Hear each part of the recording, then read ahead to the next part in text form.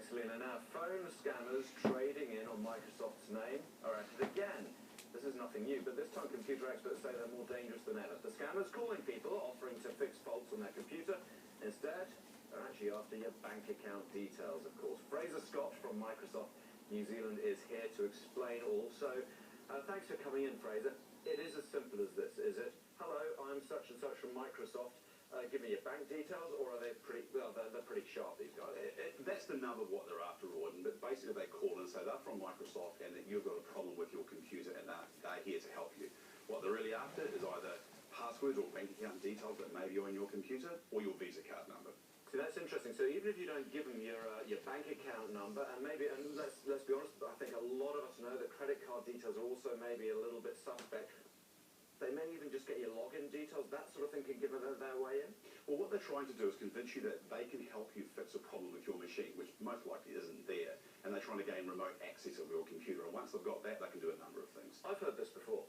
I've heard this probably since sort of home computers became the norm, but you're seeing a particular spike in calls at the moment.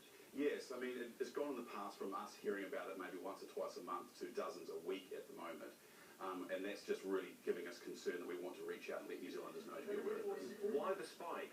We honestly don't know. We suspect there's been a lot of energy and noise around, positive noise around Windows 10 announcements, and that may be making people more aware of Microsoft right now. Okay.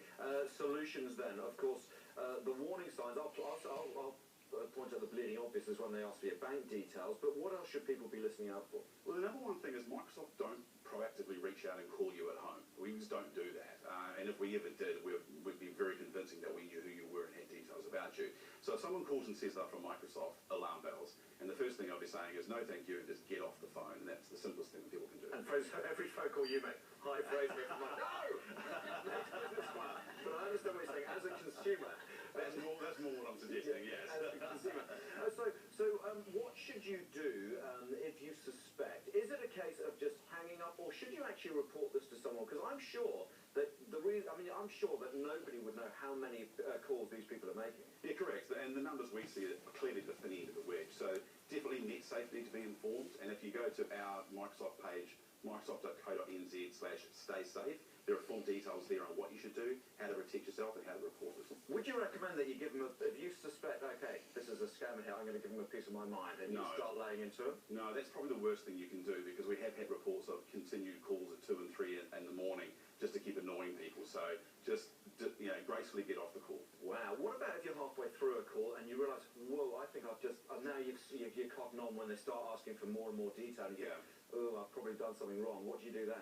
Yeah, look, again, get off the call. If you're... Literally hang up. Yeah, I'll just say, sort of, sorry, I don't want to talk anymore, get off the call. However, if someone has actually already gained access to a computer, or you fear that they have, I'd be disconnecting the internet straight away or shutting your machine down quite fast. Frazer, really good advice. Frazer Scott from Microsoft here in New Zealand, and so absolutely take the advice on board because they're after you. Thank you very much. Thank you. So for very unsavvy people, how do you turn your internet off? Just took that thing out of the modem? Yeah, turn the modem off, unplug it from the wall, and shut your machine down as fast as you can.